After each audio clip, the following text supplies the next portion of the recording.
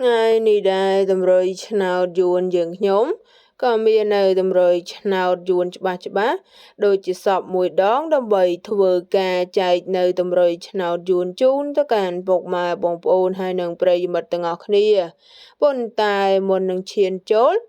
សូមពុកម៉ែបងប្អូនកុំភ្លេចជួយចុច Like Subscribe អ្នកមួយផងដែរ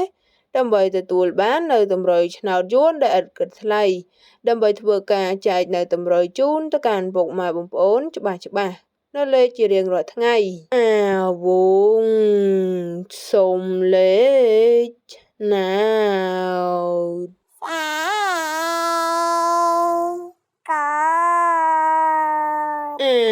វងសុំលេខឆ្នោត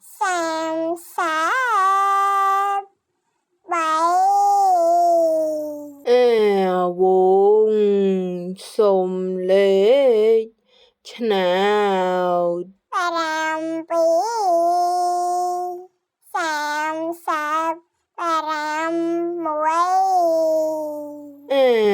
វងសុំលេខឆ្នោត